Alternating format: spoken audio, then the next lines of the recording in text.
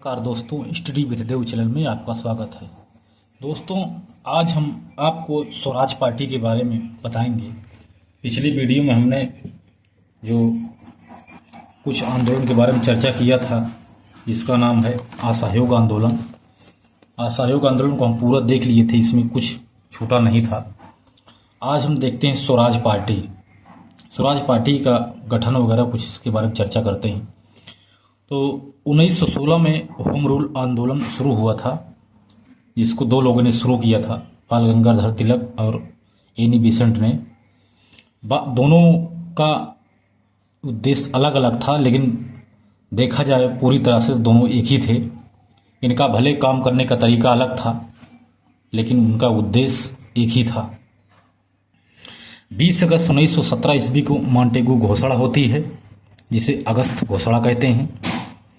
इससे ही कांग्रेस में मतभेद हो जाता है। इससे 1918 ईस्वी में जो सुरेंद्र नाथ बनर्जी के नेतृत्व में एक नेशनल लिबरल फेडरेशन बनाया जाता है। जब मॉन्टेगू घोषणा के बाद कांग्रेस में मतभेद होता है, तब सुरेंद्र नाथ बनर्जी के नेतृत्व में एक नेशनल लिबरल फेडरेशन बनाया जाता है। अगस्त घोषणा को ही मॉन्टेगू चेम्सफोर्ड सुधार कहते हैं। इसमें दो काम किए गए। पहला, केंद्र में द्विसदनीय विधायिका बनाई गई। केंद्र में राज्य में द्विसदन बनाए गए, जैसे राज्यसभा लोकसभा। प्रांत में द्वैध शासन लागू किया गया तथा 1920 में इसके लिए चुनाव किया गया था। 1920 में असहयोग आंदोलन चुनाव बहिष्कार भी किया गया था, क्योंकि असहयोग आंदोलन 1920 में शुरू हुआ था। CR दास अब मोतीलाल नेहरू दोनों लोग चुनाव लड़ना चाहते हैं।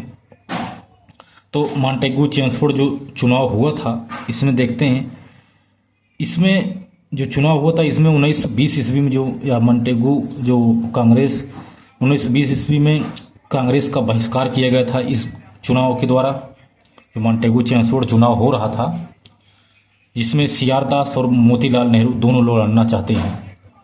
तो इसमें 1920 में कांग्रेस का बहिष्कार किया गया।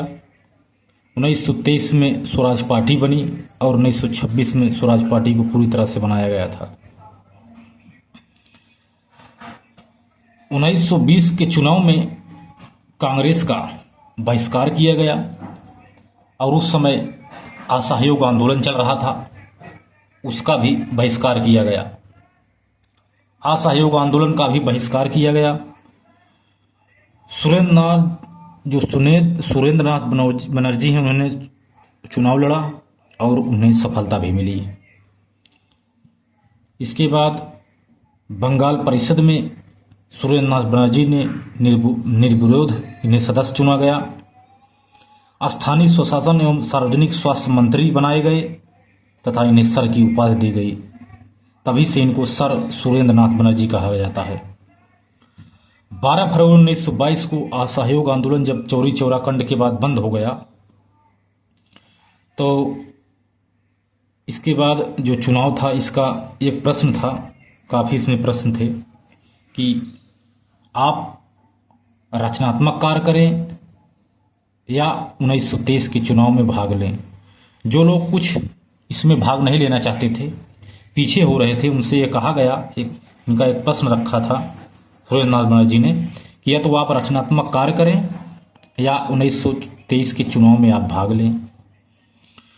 हकीम अजमल खां ने एक जांच समिति गठित की और असहयोग सत्याग्रह जांच समिति भी बनाई और कहा, देश अभी भी असहयोग आंदोलन के लिए तैयार नहीं है। इन्होंने ऐसा कहा कि देश में अभी भी किसी प्रकार का आंदोलन नहीं हो सकता। इसके बाद चुनाव में दो कार्य हुए। एक चुनाव में जिन्होंने हिस्सा लिया और जिन्होंने रचनात्मक कार्य किए। रचनात्मक कार्य में सरदार पटेल शामिल थे, श्री राजगोपालाचार्य शामिल थे, राजेंद्र प्रसाद शामिल थे। चुनाव में जिन्होंने हिस्सा लिया, CR दास, चित्तरंजन दास, मोतीलाल नेहरू और विट्ठल भाई पटेल, इन लोगों ने चुनाव में हिस्सा लिया। उसके बाद 1922 ईस्वी का अधिवेशन होता है, कांग्रेस का अधिवेशन होता है।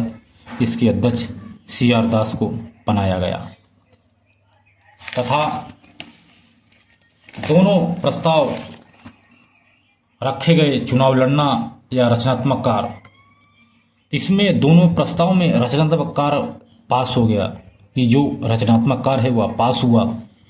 इसके बाद चित्तरंजन दास ने इस्तीफा दे दिया, अध्यक्ष पद से इस्तीफा दे दिया।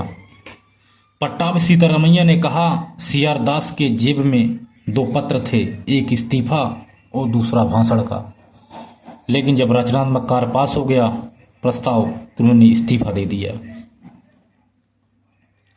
इसके बाद इलाहाबाद में 1923 ईस्वी में कांग्रेस खिलाफत स्वराज पार्टी का गठन किया गया।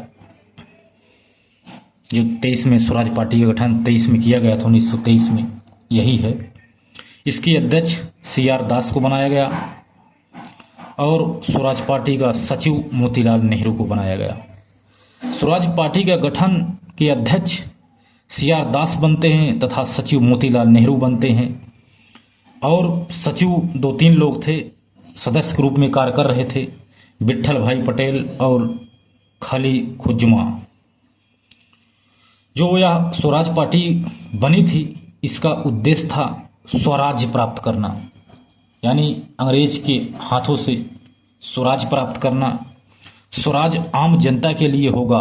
CR दास ने कहा जो स्वराज है आम जनता के लिए होगा, जनता स्वतंत्र हो जाएगी, स्वयं का संविधान होगा, चुनाव में भाग लेंगे, इसका उद्देश्य था। परिषद में जाकर सरकार का असहयोग करेंगे, जो भी अंग्रेजी सरकार है इसका हम असहयोग करेंगे। अनुचित विधेयक, बजट प्रस्ताव पास नहीं होने देंगे, इसमें कहा गया। इसका उद्देश्य था रचनात्मक कार्यों में सहयोग करेंगे और दल जो है कांग्रेस विरोधी नहीं है, ऐसा कहा गया कि जो दल यह है यह कांग्रेस विरोधी नहीं है। इसके बाद 23 में एक कांग्रेस का विशेष अधिवेशन होता है, जो बिना निर्धारित के ही हो जाता है। कोई न कोई निर्णय लेना होता है, सभी को इकट्ठा करना होता है, तो विशेष अधिवेशन बुलाया जाता है। तो यह दिल्ली में विशेष अधिवेशन बुलाया गया 1923 ईस्वी में। इसके अध्यक्ष अबुल कलाम आज़ाद को बनाया गया। ये सबसे युवा अध्यक्ष थे। स्वराज पार्टी को चुनाव लड़ने की अनुमति इसमें दे दी गई, इस विशेष अधिवेशन 1923 में, कि स्वराज पार्टी चुनाव लड़ सकती है। इसके बाद 1923 में काकीनाड़ा अधिवेशन होता है 1923 में। ये तो 1923 विशेष अधिवेशन था, लेकिन काकीनाड़ा अधिनियम 1923 में इसके अध्यक्ष मोहम्मद अली जिन्ना को बनाया जाता है। मोहम्मद अली जिन्ना ने महात्मा गांधी खुदा के भेजे हुए बंदे हैं, खुदा के भेजे हुए खुदा के बंदे हैं। महात्मा गांधी को मोहम्मद अली जिन्ना ने कहा कि महात्मा गांधी खुदा के भेजे हुए खुदा के बंदे हैं। स्वराज पार्टी को स्वीकृति दे दी गई इस अधिवेशन में कि स्वराज पार्टी ठीक है, इसको स्वीकृति मिल गई कि आप चुनाव लड़ सकते हैं, अपने हिसाब से कार्य कर सकते हैं। इसके बाद 1923 का चुनाव होता है। कांग्रेस ने स्वयं भाग नहीं लिया, लेकिन स्वराज पार्टी ने इसमें भाग लिया। केंद्र में विधानसभा में 105 में से 42 सीटें जीती स्वराज पार्टी ने, और प्रांतों में भी सफलता हासिल की। यह तब मोतीलाल नेहरू ने केंद्रीय परिषद में विपक्ष के नेता के रूप में थे। विपक्ष में भी कोई होना चाहिए, तो मोतीलाल नेहरू केंद्रीय परिषद में विपक्ष के नेता के रूप में थे, और CR दास बंगाल परिषद में विपक्ष के नेता के रूप में थे। अगर पूछा जाता है जब स्वराज पार्टी चुनाव लड़ रही थी उस समय केंद्र में विपक्ष का नेता कौन था, तो मोतीलाल नेहरू थे। ज़्यादातर सदस्य वकील, जमींदार, व्यापारी, पत्रकार, डॉक्टर आदि थे इसमें जो सदस्य भाग लिए थे। इसके बाद 1924 ईस्वी में गांधी जी की पुनः वापसी होती है।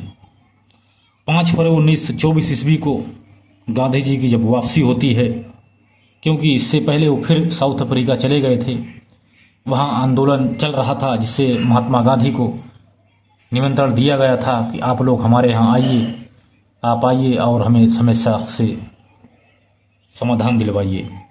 इसके बाद वहाँ कार्य पूरा करके 5 फरवरी 1924 को महात्मा गांधी फिर वापस आते हैं। आते ही इन्होंने पहला काम यही किया कि स्वराज पार्टी को अस्वीकृति कर दिया। किया ठीक नहीं है, इन्हें अस्वीकृत कर दिया। काउंसिल में गए लोगों की कांग्रेस से सदस्यता समाप्त कर दी। ऐसा कहा कि सदस्यता समाप्त किया जाए और सदस्यता के लिए यह अनिवार्य था कि 2000 गज सूत जो काटेगा वही सदस्य होगा। ऐसा इन्होंने कहा, महात्मा गांधी ने कहा। इसके बाद गांधी जी का प्रस्ताव अस्वीकृत हो गया। गांधी जी ने पराजय स्वीकार कर लिया और फिर स्वराज पार्टी को समर्थन दे दिया, क्योंकि उस समय स्वराज पार्टी का बोलबाला हो गया था। महात्मा गांधी अचानक आए, अस्वीकृति दी, लोगों को सदस्य के लिए कहा कि आप लोग सदस्य नहीं हो सकते, 2000 गज सूत काटने को कहा। यह सब प्रस्ताव पास नहीं हो पाया और उन्होंने अपनी पराजय स्वीकार की तथा स्वराज पार्टी को समर्थन दे दिया। इसके बाद गांधी और नेहरू और चित्रेंद्र दास का तीनों का एक पैक्ट होता, समझौता होता है। गांधी जी, मोतीलाल नेहरू, चित्रेंद्र दास तीनों ने एक समझौता किया और कहा असहयोग आंदोलन पास हो गया। इस समझौते के द्वारा स्वराज पार्टी काउंसिल में जाकर विरोध जारी रखेंगे और सदस्य के लिए 200 गज काटना अनिवार्य कर दिया गया। 2000 नहीं, लेकिन 200 गज सूत काटना अनिवार्य कर दिया गया। इस समझौता में कार्य किया गया। इसके बाद 1924 ईस्वी का कुछ कर्नाटक में बेलगांव है, उसका अधिवेशन होता है कांग्रेस का। इस कांग्रेस अधिवेशन की सदस्यता गांधी जी ने की थी। यहीं पर 1924 ईस्वी में अखिल भारतीय चरखा संघ की स्थापना किया था। महात्मा गांधी ने जब बेलगांव की स्थापना कर्नाटक की अध्यक्षता की थी, बेलगांव कर्नाटक की 1924 ईस्वी में, तो महात्मा गांधी ने यहीं पर अखिल भारतीय चरखा संघ की स्थापना भी की थी। इसके बाद देखते हैं स्वराजियों की असफलताएं एवं सफलताएं। जो स्वराज पार्टी गठित हुई थी, इसकी कुछ सफलताएं देखते हैं और असफलताएं के बारे में चर्चा करते हैं। प्रारंभ में काफी सफलता मिली थी स्वराज पार्टी को।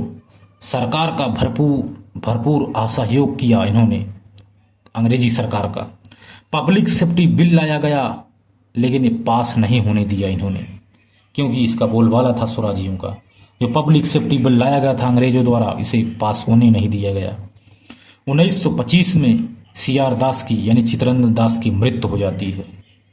स्वराज पार्टी अपने उद्देश्य से भटक जाती है, क्योंकि जब जैसे ही इनकी मृत्यु हो जाती है, स्वराज पार्टी अपने मनमाने ढंग से कार्य करने लगती है और अपने उद्देश्य से भटक जाती है। इसके बाद असहयोग नीति बनती है तथा उत्तरदायित्वपूर्ण सहयोग करने का इन्होंने निर्णय लिया। लोगों ने धीरे धीरे सहयोग चाटुकारिता में बदल गया। सांप्रदायिक बातें होने लगी, एक दूसरे की बुराई, राजनीति की बातें, मुद्दा आदि सांप्रदायिक बातें होने लगी। गुटबाजी लोग करने लगे धीरे धीरे, क्योंकि ये लोग अपने उद्देश्य से भटक गए थे। सरकार ने भी फूट डालो राज करो का पैंतरा फेंका। जो पहले लोगों के द्वारा अपनाया गया था, फूट डालो राज करो, ऐसे फिर इन्होंने पैंतरा अपना फेंका और मोतीलाल नेहरू को स्क्रीन कमेटी का सदस्य बना दिया, जिसे थल सेना के भारतीय कण के रूप में जिन्ना रामचंद्र आज भी इसके सदस्य बनाए गए। जो स्क्रीन कमेटी का मेन सदस्य मोतीलाल नेहरू को, जो थल सेना के भारतीय कण के रूप में थे। विट्ठल भाई पटेल को केंद्रीय विधानसभा का अध्यक्ष बना दिया गया और SB तांबे को मध्य प्रांत के गवर्नर परिषद में मंत्री बना दिया गया। इन्होंने ऐसा पैंतरा भेगा, सभी लोग आपस में बट गए, सरकार की चाटुकारिता करने लगे, सांप्रदायिक बातें करने लगे, गुटबाजी करने लगे, एक दूसरे को नीचा दिखाने लगे। धीरे धीरे स्वराज पार्टी पतन के तरफ बढ़ गई, लोग अपने रास्ता भटक गए। इस प्रकार हमने स्वराज पार्टी के बारे में देखा दोस्तों। तो मिलते हैं एक और बेहतरीन क्लास में, तब तक के लिए धन्यवाद।